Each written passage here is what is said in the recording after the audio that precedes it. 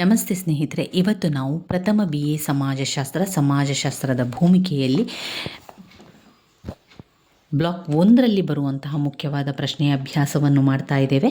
ಇವತ್ತು ಸಮಾಜಶಾಸ್ತ್ರದ ವಸ್ತು ವಿಷಯದ ಬಗ್ಗೆ ತಿಳ್ಕೊಳ್ಳೋಣ. ಸಮಾಜಶಾಸ್ತ್ರದ ವಸ್ತು ವಿಷಯದ ಬಗ್ಗೆ ಪ್ರಶ್ನೆ ಬಂದಿದೆ. ಹಳೆಯ ಪ್ರಶ್ನೆ ಪತ್ರಿಕೆಯನ್ನು ನೀವು ನೋಡಿದರೆ ಸಮಾಜಶಾಸ್ತ್ರದ ವಸ್ತು ವಿಷಯ ಇದೆ. ಇದರ ಪಾಯಿಂಟ್ಸನ್ನು ಬರ್ಕೊಳ್ಳಿ. ನಿಮ್ಮ ಪಾಯಿಂಟ್ಸ್ ಬುಕ್ಕಲ್ಲಿ ಸಮಾಜಶಾಸ್ತ್ರದ ವಸ್ತು ವಿಷಯ ಅಂತ ಬರೀರಿ. ಅರ್ಥಶಾಸ್ತ್ರ, ರಾಜ್ಯಶಾಸ್ತ್ರ, ಮನಃಶಾಸ್ತ್ರ, ಮಾನವಶಾಸ್ತ್ರ, ಇತಿಹಾಸ, ನ್ಯಾಯಶಾಸ್ತ್ರ ಇದು ಸಮಾಜಶಾಸ್ತ್ರದ ವಸ್ತು ವಿಷಯ. ಮತ್ತೊಮ್ಮೆ ಪಾಯಿಂಟ್ಸನ್ನು ಹೇಳ್ತಾ ಹೋಗ್ತಾನೆ.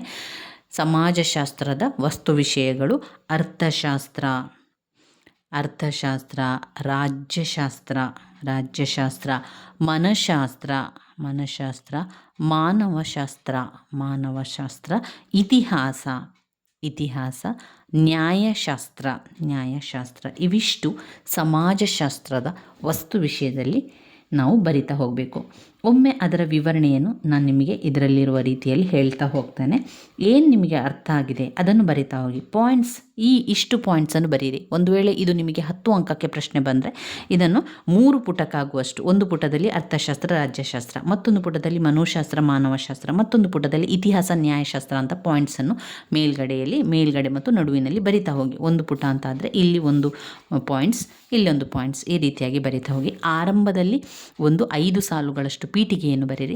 ಅದಾದ ನಂತರ 5 ಸಾಲುಗಳಷ್ಟು ಸಮಾಜಶಾಸ್ತ್ರ ಅಂದರೆ ಏನು ಅಂತ ಬರೀರಿ.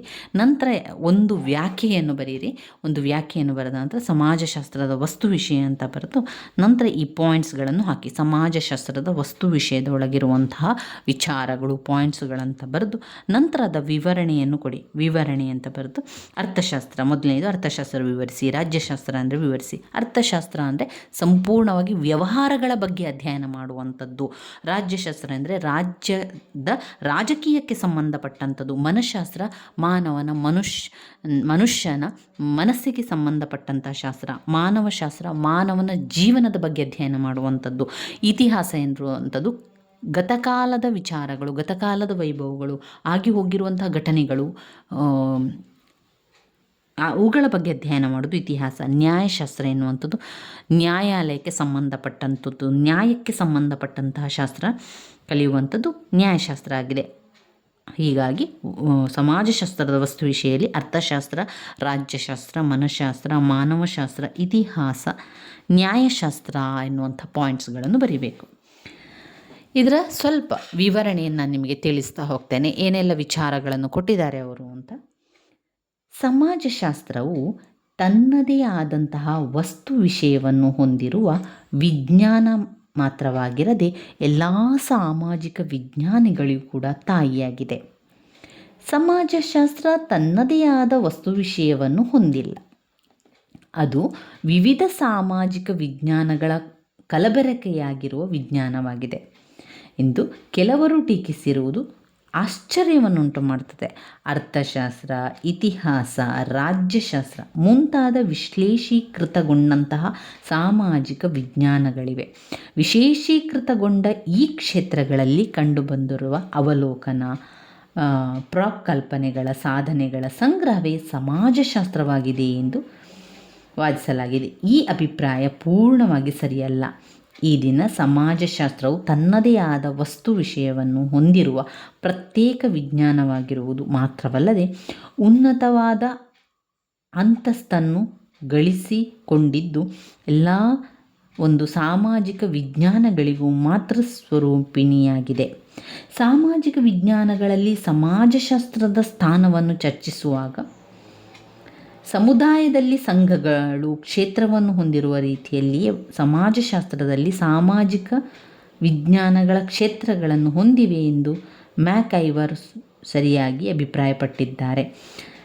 ನಿರ್ದಿಷ್ಟ ಸಾಮಾಜಿಕ ವಿಜ್ಞಾನಗಳು ಜೀವನದ ಸಂಬಂಧಿತ ಬಗೆಗಳ ವಿಜ್ಞಾನಗಳಿವೆ. ಆದ್ದರಿಂದ ಸಮಾಜಶಾಸ್ತ್ರಕ್ಕೆ ಮೀಸಲಾಗಿರುವ ಸ್ಥಾನದ ಹತ್ತಿರ ಯಾವ ವಿಜ್ಞಾನಿಗೂ ಬರಲಾರದು.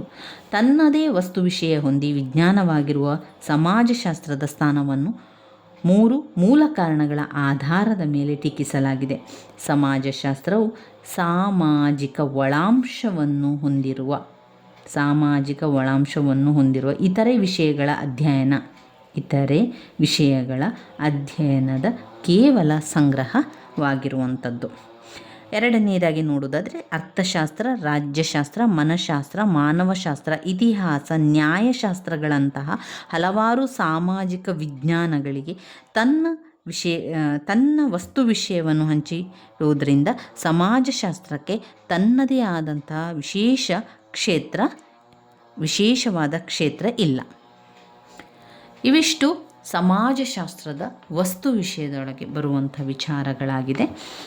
ಈ ರೀತಿಯ ಒಂದು ಅರ್ಥಶಾಸ್ತ್ರ, ರಾಜ್ಯಶಾಸ್ತ್ರ, ಮನಃಶಾಸ್ತ್ರ, ಮಾನವಶಾಸ್ತ್ರ, ಇತಿಹಾಸ, ನ್ಯಾಯಶಾಸ್ತ್ರಗಳಂಥ ಹಲವಾರು ಸಾಮಾಜಿಕ ವಿಜ್ಞಾನಗಳಿಗೆ ತನ್ನದೇ ವಸ್ತು ವಿಷಯವನ್ನು ಹಂಚಿರುವುದರಿಂದ ಸಮಾಜಶಾಸ್ತ್ರಕ್ಕೆ ತನ್ನದೇ ಆದ ವಿಶೇಷ ಕ್ಷೇತ್ರ ಇಲ್ಲ.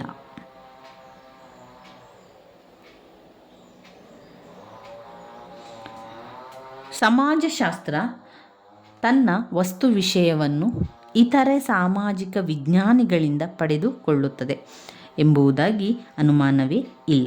ಆದರೆ ಪಡೆದುಕೊಳ್ಳುವ ವಿಷಯವನ್ನು ಸುಮ್ಮನೆ ಸೇರ್ಪಡೆಗೊಳಿಸಿಕೊಳ್ಳುವುದಿಲ್ಲ. ಬದಲಾಗಿ ಈ ವಿಷಯಕ್ಕೆ ಹೊಸ ರೂಪವನ್ನು ಇದು ನೀಡುತ್ತದೆ. ಕಟ್ಟಡವನ್ನು ಕಟ್ಟಬೇಕಾದರೆ ನಾವು ಸಿಮೆಂಟು, ಇಟ್ಟಿಗೆ, ಸುಣ್ಣ, ಕಬ್ಬಿಣ, ಉಕ್ಕು, ಮರಗಳಂತಹ ವಸ್ತುಗಳನ್ನು ನಿರ್ದಿಷ್ಟ ಪ್ರದೇಶದಲ್ಲಿ ಸಂಗ್ರಹಿಸಿಡ್ತೇವೆ. ಆದರೆ ಕೇವಲ ವಸ್ತುಗಳ ಸಂಗ್ರಹಣೆ ಕಟ್ಟಡವನ್ನು ನಿರ್ಮಿಸುವುದಿಲ್ಲ.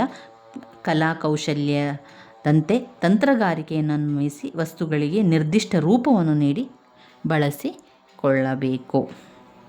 ಇವಿಷ್ಟು ಸಮಾಜಶಾಸ್ತ್ರದ ವಸ್ತು ವಿಷಯದಲ್ಲಿ ನಾವು ಬರೀಬೇಕಾಗಿರುವಂಥ ವಿಚಾರಗಳಾಗಿದೆ.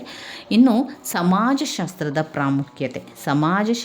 ಪ್ರಾಮುಖ್ಯತೆಯಲ್ಲಿ ಒಟ್ಟು 6 ಪಾಯಿಂಟ್ಸ್ಗಳನ್ನು ನಾವು ಕಾಣ್ಬೋದು. 6 ಪಾಯಿಂಟ್ಸ್ಗಳ ವಿವರಣೆಯನ್ನು, ಅದರಲ್ಲಿರುವಂಥ ಪಾಯಿಂಟ್ಸ್ಗಳನ್ನು ನಿಮಗೆ ನಾನು ಮುಂದಿನ ವಿಡಿಯೋದಲ್ಲಿ ತಿಳಿಸ್ಕೊಡ್ತೇನೆ. ಅದರ ಪ್ರಾಮುಖ್ಯತೆ ವೆರಿ ವೆರಿ ಇಂಪಾರ್ಟೆಂಟ್ ಆಗಿರುವಂಥದ್ದು. ಸಮಾಜಶಾಸ್ತ್ರದ ಪ್ರಾಮುಖ್ಯತೆ ಅಥವಾ ಮಹತ್ವ.